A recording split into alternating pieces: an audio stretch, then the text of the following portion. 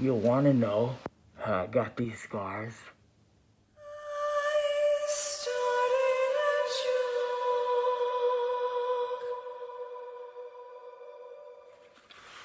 No? You don't wanna know?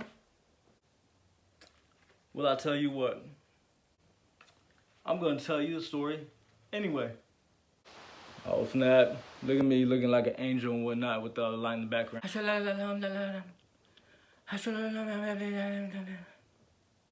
Phoenix, Arizona, ladies and gentlemen. Phoenix, Arizona.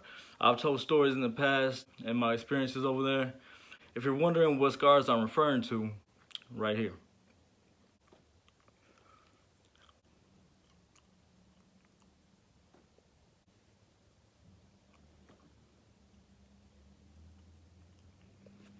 "88 stitches, everybody. 88 stitches. It sure was the first time me experiencing getting stitches, but it sure wasn't the last. I assure you. I assure you. Arizona, the land of desert, the place where nothing grows green. Tombstone, you know, Doc Holliday, Wyatt Earp. I'll be a Huckleberry. Y'all ever seen that movie? Nah? Too young? That's fine. Home of the Diamondbacks. Literally and figuratively, home of the Diamondbacks. Scars, people. I was at a party one time, got invited to a party, and decided to go with one of my friends whose name is Psycho. Funny thing about Psycho these days is that he is in prison, where I should be, but I'm blessed that I'm not.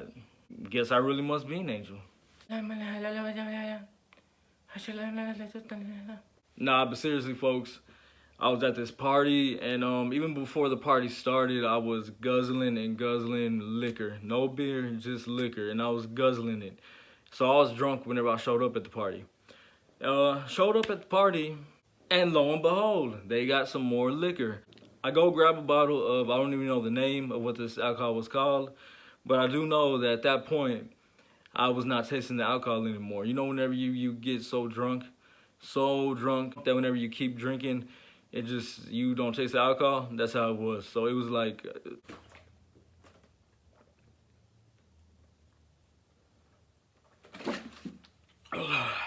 and I'm not even exaggerating. See, that's the problem with y'all. That's why I stopped doing these story time videos, because y'all be thinking I be exaggerating. And I swear to God, I don't be. Man, I was guzzling it up. I was having me a good time. Now, somewhere along the lines, you know, of me drinking, of us partying, we decided to take a walk around the apartment complex that I lived in. The party was taking place there. Not in my apartment, obviously. So we were taking a walk, and I was so drunk that I was falling down, and nobody was helping me for some reason. So I think back on it, I'm like, why weren't my friends trying to help me, you know, not kill myself whenever I fell down? Because whenever I fall down, what I do remember is every time I would fall down, my head would go hit the pavement straight up, like straight, like, bam, and it literally sounded like a bowling ball. Okay, I remember the sound. I don't know, you know, I don't remember much from that night, but I do remember the sound of my head repeatedly hitting the ground. I'm sorry, folks. Flashbacks.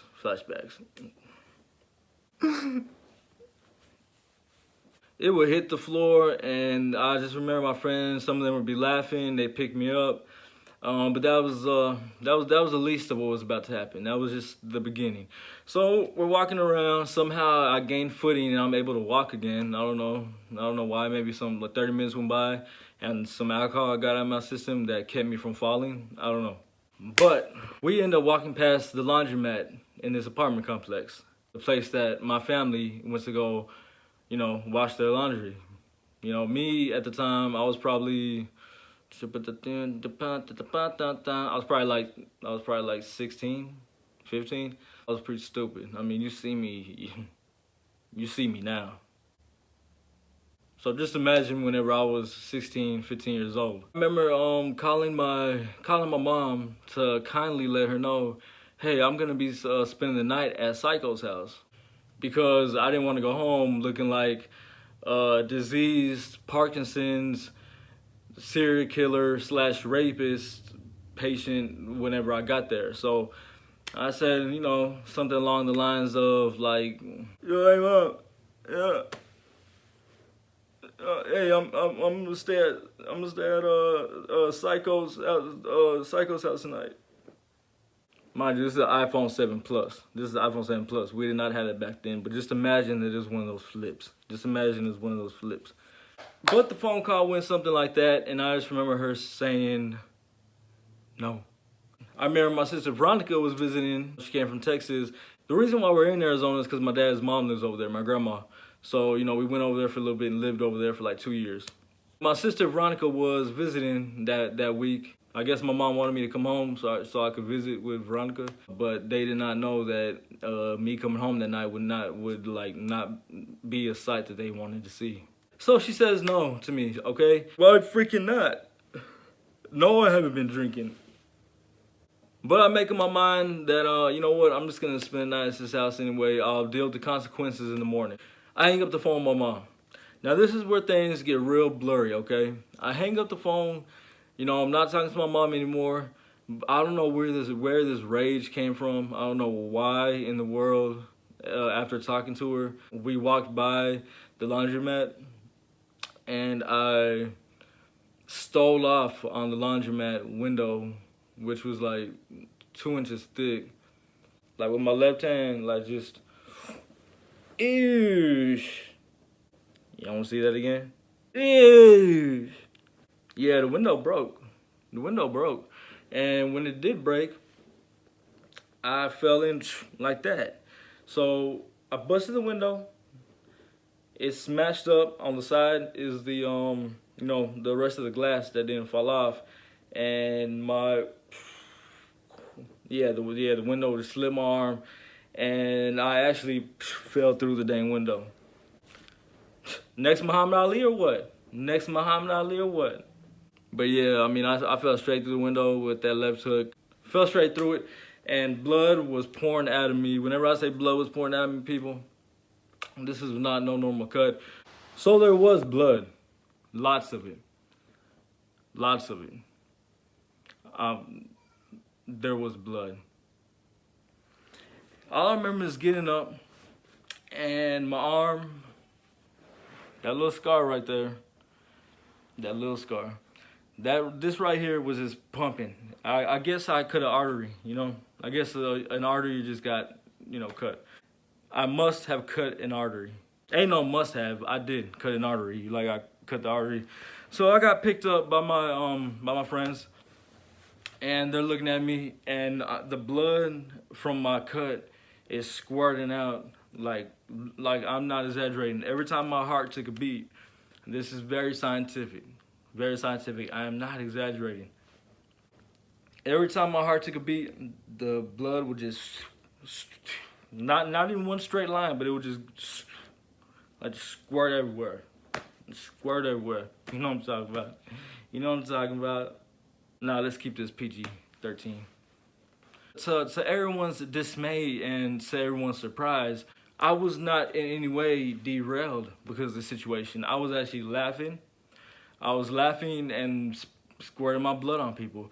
And I remember this one girl, you know, she tried to come up and help me, and she was like, oh my God, oh my God. You know how girls act whenever something's going on. Someone gets into a fight or something, they be tripping. And I'm not trying to shoot her with my blood gun, a little freaking blood Glock I got right here, just laughing away, and she was like, ah. So that was it.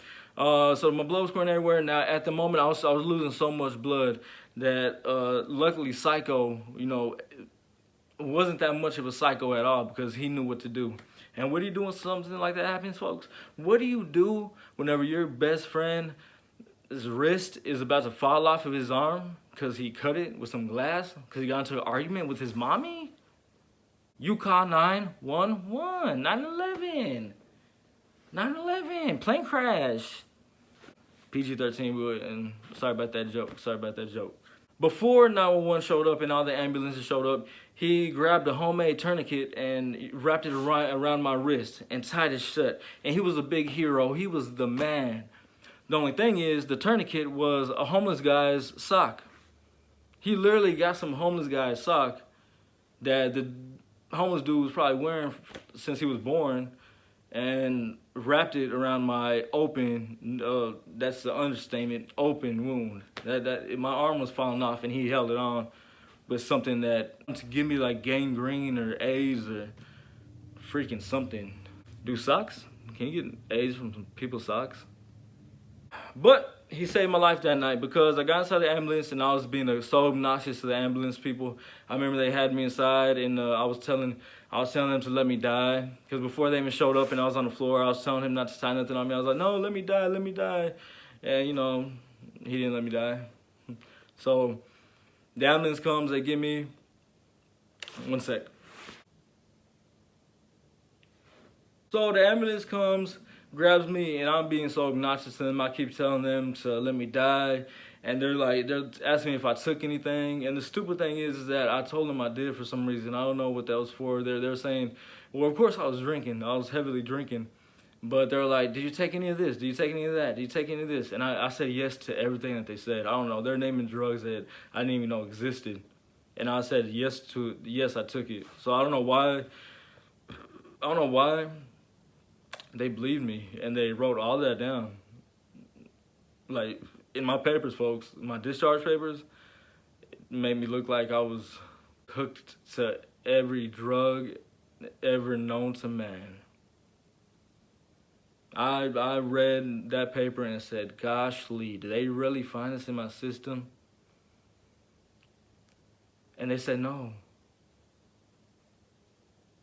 You told us that you took all this stuff when we asked you. I guess it never occurred to them that I was butt-faced drunk and punched the window because my mom said I couldn't spend the night at my friend's house. So they took the drug thing serious. I go to the hospital. The hospital is, they're real cool. I was chilling at the hospital. I was like, talking to the nurses. I was having fun with the doctor. The doctor was stitching me up, and he would say, okay, it's gonna be the worst part, and he would stick a needle to numb it up, and I didn't feel nothing. I was drunk. I didn't feel nothing. So he's going through and he's stitching me up, and he stitched me up my thumb.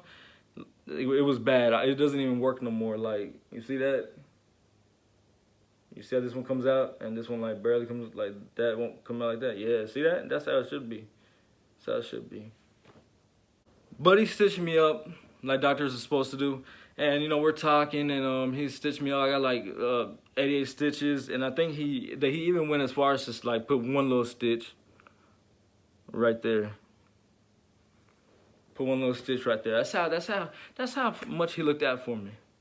That's how much he looked out for me. He put a little stitch where there was no stitch needed.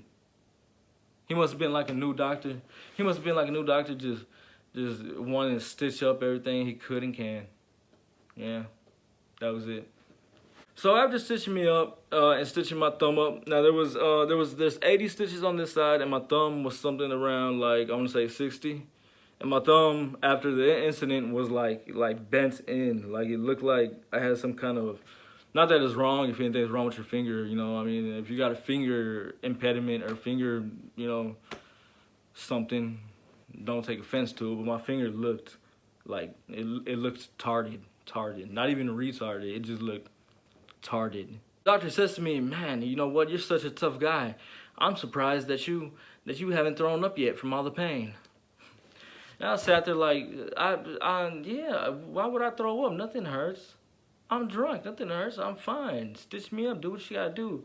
I had to pee real bad though, But he stitched me up, and no sooner did he say that I had to throw up. And I threw up hard. Luckily enough for me though, they grabbed the barf bag and passed it to me like ASAP. And I remember the doctor being like, I guess I spoke too fast. I guess you did, buddy. But get out of the hospital. I guess whenever the police showed up to my apartment and the ambulance, my parents and my sister thought I was dead. So yeah, that was sad. But anyway, Psycho was with him, and I guess Psycho told him, yeah, man, he told him the truth. He told him I was drunk and stuff and, punched the window. Like, dang, that's what happened. So So I get after the next day I get out like at 6 in the morning. Get out of the hospital. I stitched up. I'm not feeling no pain at this moment. I go home. I get on the couch to go to sleep. And when I wake up, the worst pain in the world in my arm ever. I was moaning and groaning so hard, so hard. You remember how I told you my sister Veronica was coming to visit? She told me to shut up. She told me to shut up. I was groaning and moaning so hard that it hurt. Veronica told me to shut up. Veronica, if you're watching this, like, that hurt my feelings. That it really did. Like, no joke.